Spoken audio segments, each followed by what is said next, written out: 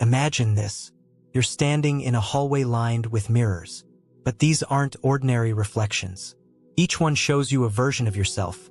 Smiling, angry, broken, indifferent. Some are younger. Some wear the mask of confidence you put on for others. Some you don't recognize at all. You walk past them, averting your gaze. But they move when you move, whisper when you breathe, follow when you turn your back. You quicken your pace.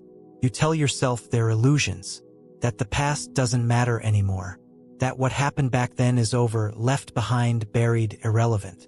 But the hallway doesn't end. No matter how fast you walk, you're still there, face to face with fragments of yourself you thought you left behind.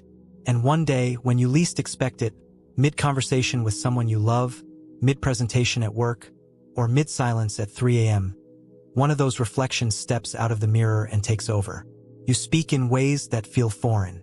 You sabotage something you care about. You react like a stranger. And afterward, you wonder, what came over me?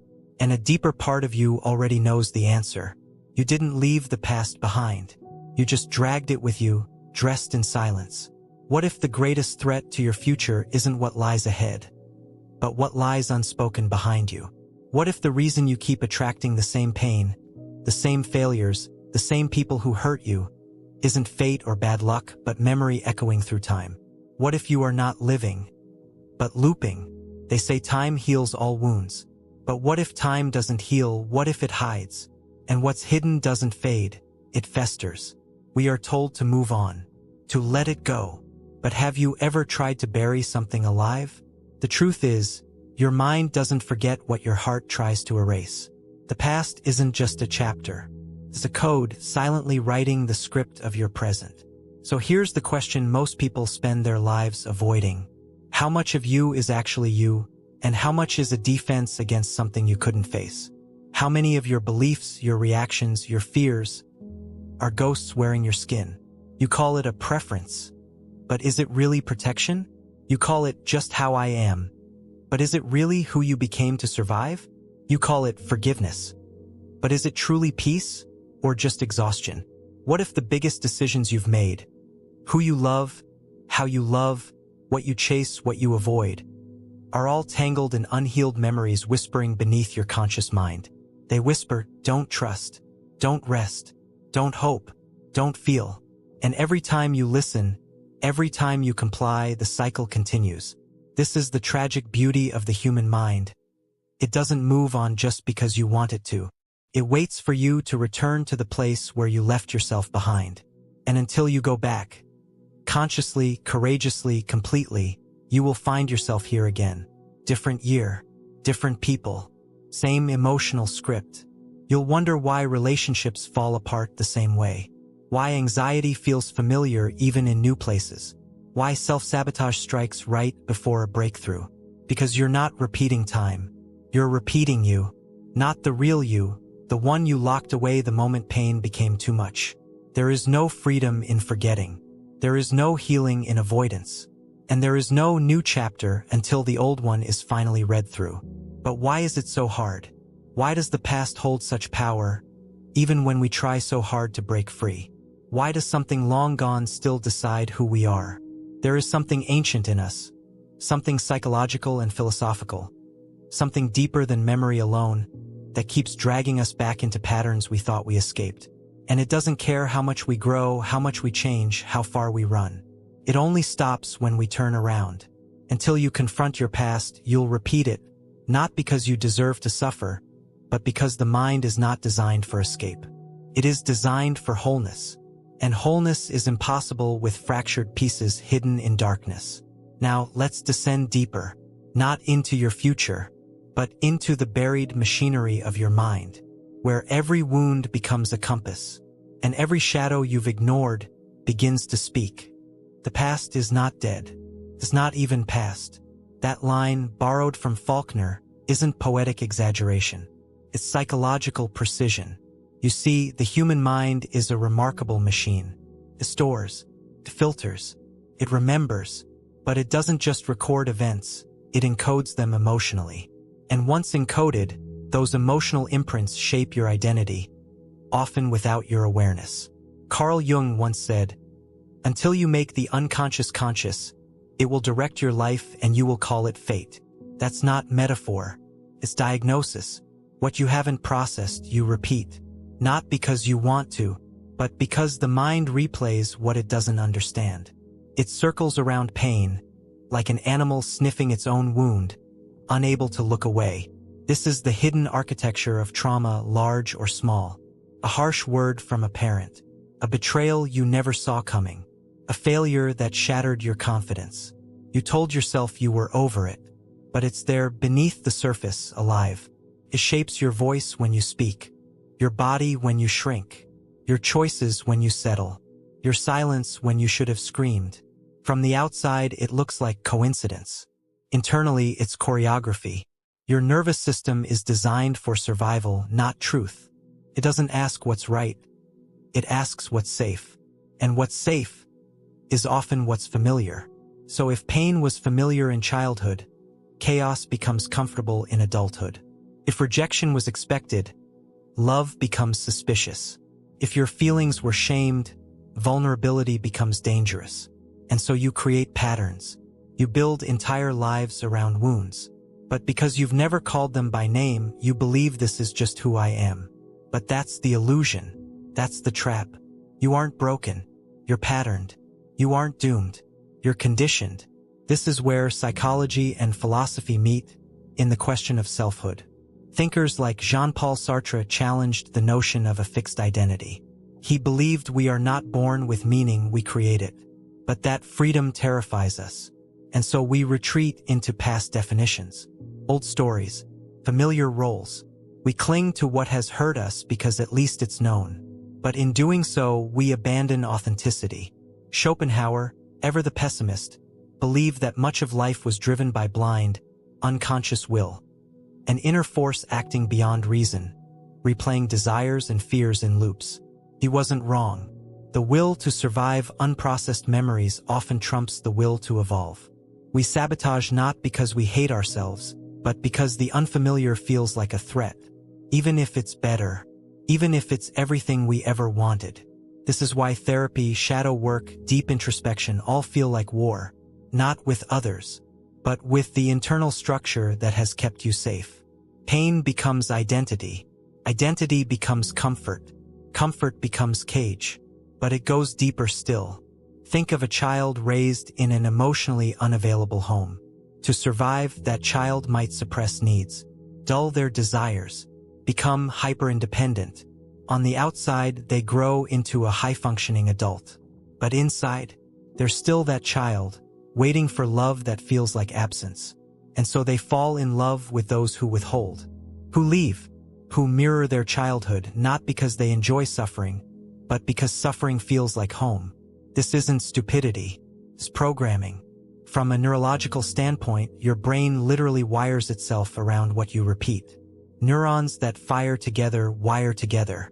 So if you constantly avoid conflict, your brain learns that confrontation is danger. If you always people please to stay liked, your brain associates authenticity with rejection. The longer these loops go unquestioned, the stronger the pathways become. The mind becomes a maze, one where every exit leads you back to the same room. But here's where it turns darker. Society rewards these patterns. It celebrates productivity over healing, strength over sensitivity, appearance over authenticity. So you're applauded for staying silent, promoted for pretending, respected for repressing. We call it maturity, but too often it's just trauma dressed in a suit. So you function, you achieve, you smile, but deep down, there's a quiet hollowness, a subtle ache that never leaves. You can't explain it. You just know that something's missing, something you lost when you first decided that survival was more important than truth. And the problem is, you can't fix what you refuse to feel. Which brings us to a strange paradox. The very thing you're afraid to face, the pain, the shame, the moment it all changed, is the key to everything you've ever wanted. But to get there, you must break a rule you've lived by your entire life. Never go back. But what if going back isn't regression? What if it's resurrection? Nietzsche once wrote about eternal recurrence, the idea that you live the same life over and over, repeating the same moments endlessly. Most dismissed it as a metaphor. But what if it's more than that? What if it's a psychological reality? Not in time, but in behavior, in emotion, in unconscious repetition. What if you are already living in eternal recurrence right now? Different faces, same fears, different settings, same sabotage. The names and places change, but the feeling never does. Until one day you stop, not to forget, but to remember, to return not as a victim but as a witness, to walk back into the mirror not to flee, but to see, because the past isn't haunting you, just waiting for you, and the moment you turn to face it, the story begins to change. Shall we look closer at what happens when you don't? Let's descend into the unseen consequences, the ones shaping everything, in silence. You don't see it happening. That's what makes it so terrifying. You think you're making free choices, choosing jobs, partners, beliefs, but the truth is your past is choosing for you, quietly, systematically, without asking permission. It doesn't shout. It whispers, in the way you flinch when someone raises their voice, in how you apologize for existing in rooms where you were never made to feel welcome, in the sudden nausea you feel when someone gets too close, emotionally, physically, spiritually. And the world doesn't correct you.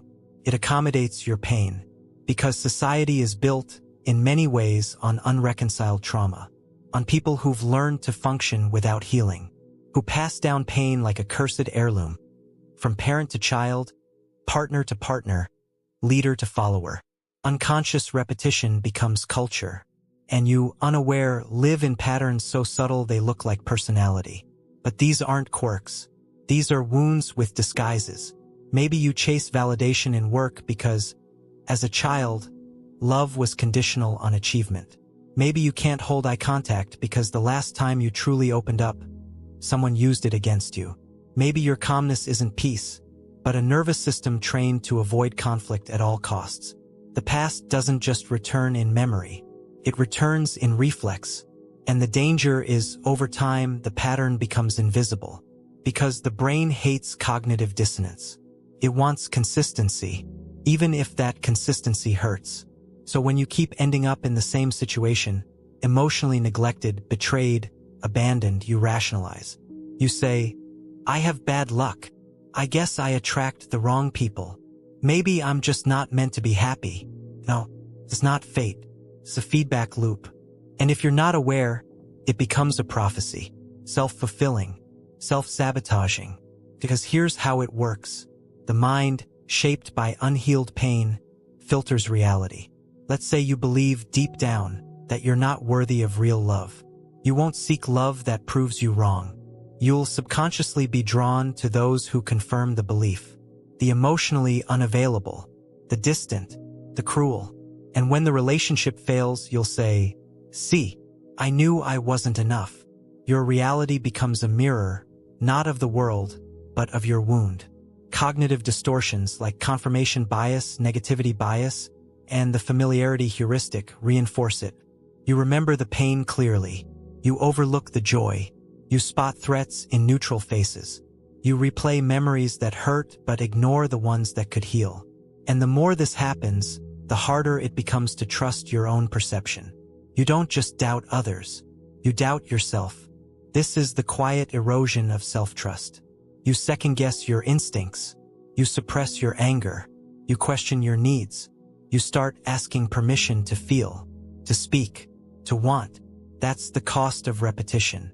And it doesn't stop with you, because what you don't heal, you hand off to your children, your partners, your students, your coworkers.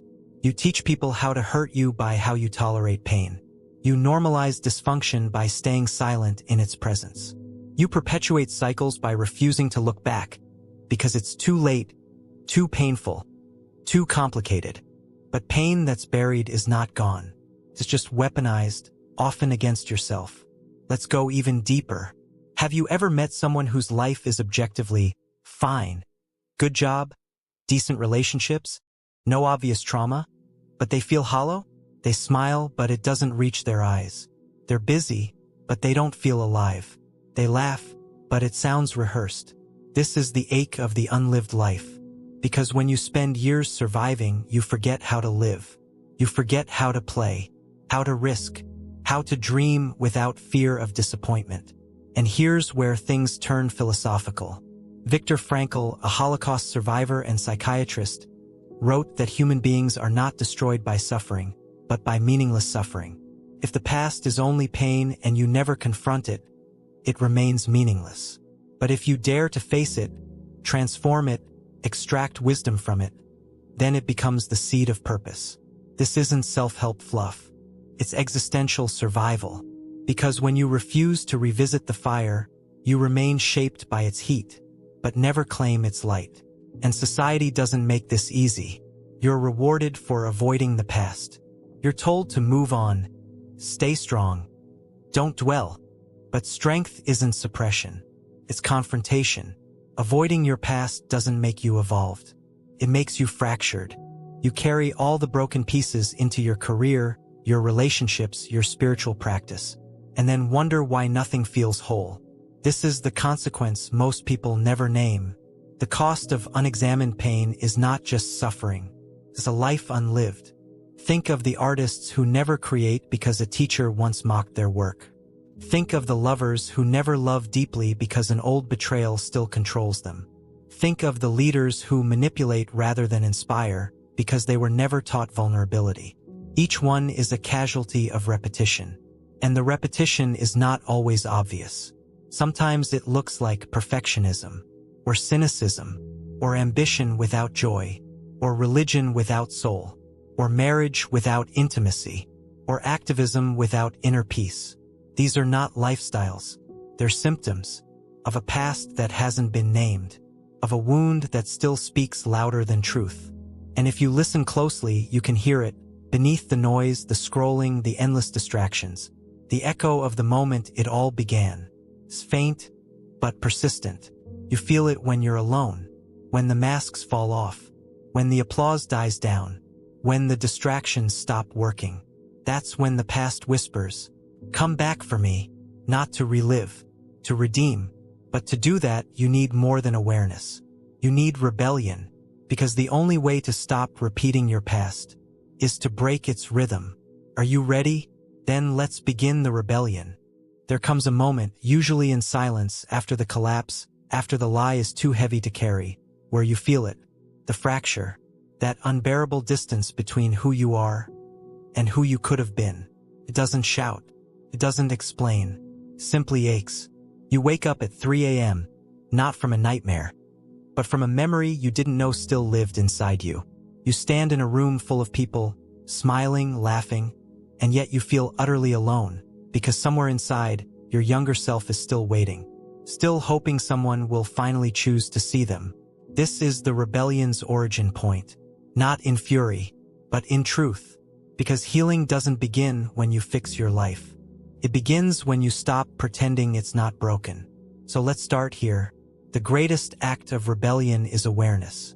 To name the thing, to drag it out of the shadow, to look it in the eye and say, "You do not own me anymore." That memory, that voice, that guilt, that story, it has power only when it's unspoken. Carl Jung said, "Until you make the unconscious conscious, it will direct your life and you will call it fate." So step one is confrontation. Not in a therapist's office, though that helps. Not in a journal, though that's a good start. But in your body where the memory lives. Because trauma is not just remembered. It is stored. You must become the archaeologist of your own nervous system. Why do you go numb during conflict? Why do you feel guilt when resting? Why do compliments make you uncomfortable? Why do you over-apologize for simply existing? These aren't quirks. These are clues. The body remembers what the mind learned to forget. But here's the thing. Once you see the pattern, you cannot unsee it. And that is terrifying. Because awareness demands responsibility.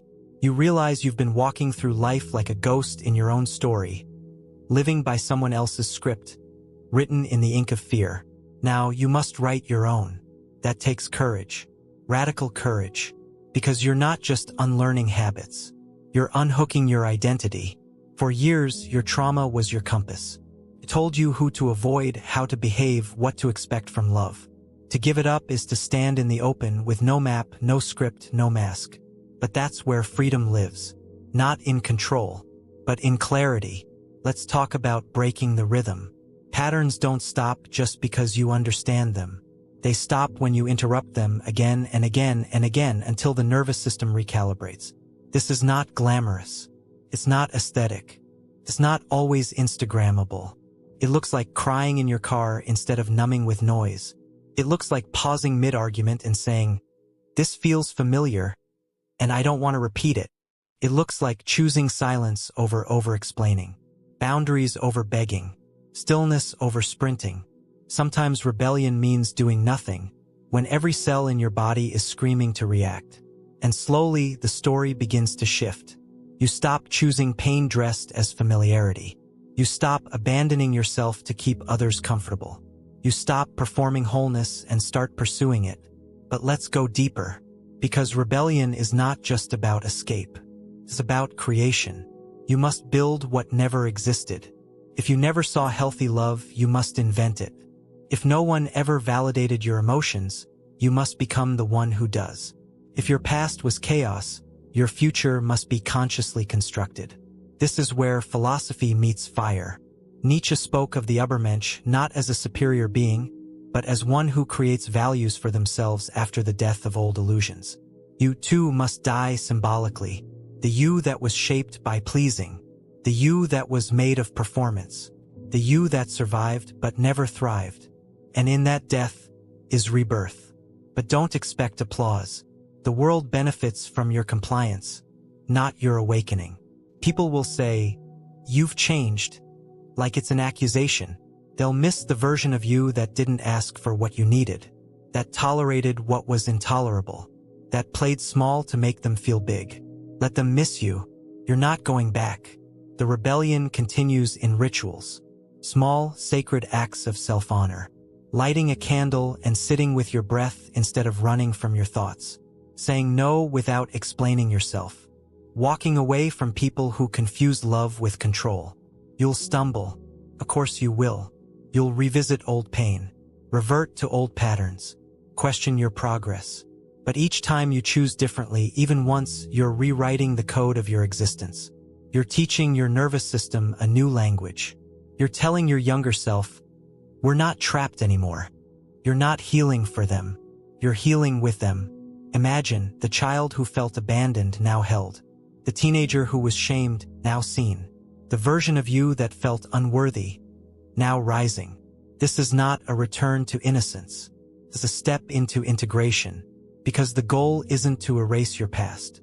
It's to let it become your teacher, not your tyrant. You begin to see the pain as a portal, not just a prison. You no longer fear the memory. You hold it, learn from it, alchemize it. And here's the paradox. In confronting the darkest parts of your past, you finally find your light. A light not borrowed from others, not conditional, not performative, but born in the fire, forged in truth, unshakable. This is the rebellion, not loud but lasting, not perfect but pure. And now that you've felt it, that first taste of freedom, there's no turning back. But we're not done yet. There's one more truth, one deeper than all the others. The final realization that transforms the rebellion into revelation. Are you ready to see it? Then come closer, because everything is about to make sense.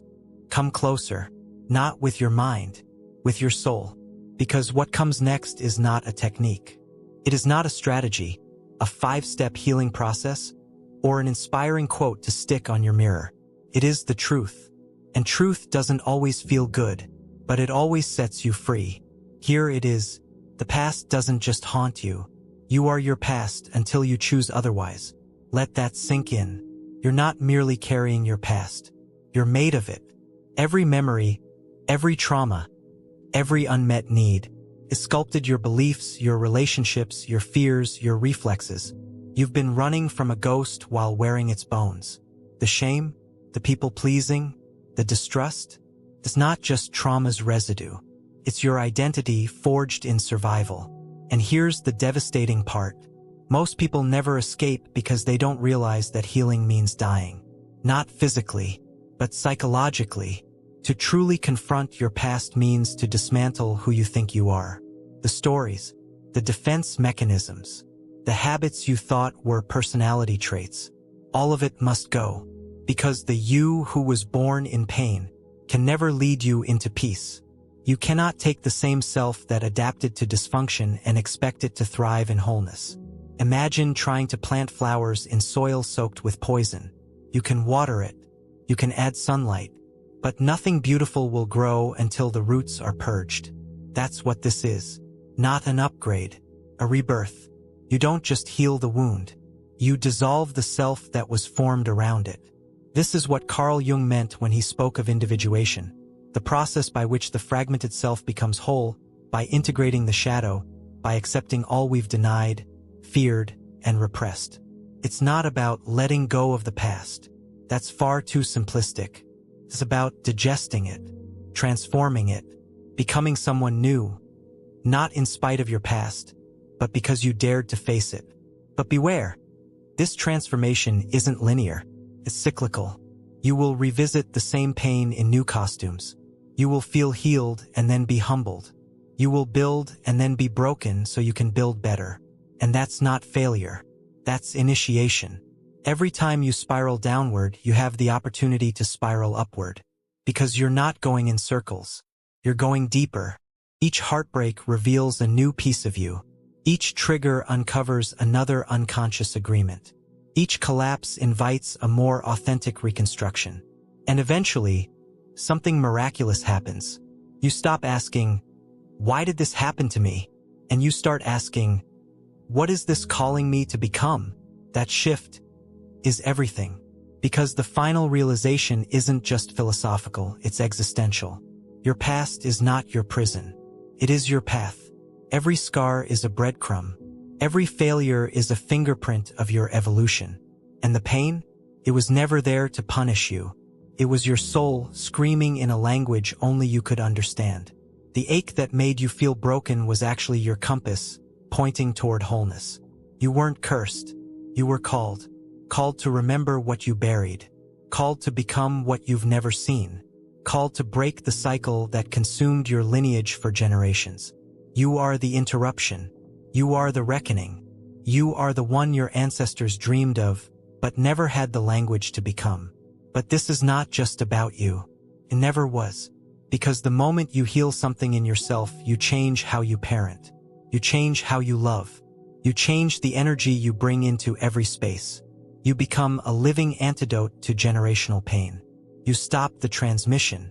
You become the portal through which new realities are born. And when you look into someone else's eyes, someone still trapped in their own history, you'll see it. You'll see the reflection of your old self. And instead of judging them, you'll whisper something only the healed can say. You're not crazy. You're not broken. You're becoming. And that is the final power. To not just escape the cycle, but to guide others out of it. You become the lighthouse, not because you're untouched by storms, but because you learn to stand in them. You become the medicine, not because you're perfect, but because you've tasted your own poison and lived to tell the story. You become a new ancestor, a new root, a new myth, and in doing so, you rewrite time itself. Because healing is not just personal. It is cosmic. When you confront your past, you don't just free yourself. You free every version of you that ever existed, and every generation yet to come. You become timeless. And that is the ultimate truth. You don't escape the past by forgetting it. You escape it by forgiving it, by facing it, by transforming it into something sacred. You were never meant to carry your pain forever. You were meant to alchemize it into wisdom, into beauty, into a new world. And now that you've seen this, there's no going back. Not because you can't, but because you won't. You're not repeating the past anymore. You're rewriting it. One choice, one breath, one truth at a time. You've returned home to yourself. And that, finally, is the story worth living.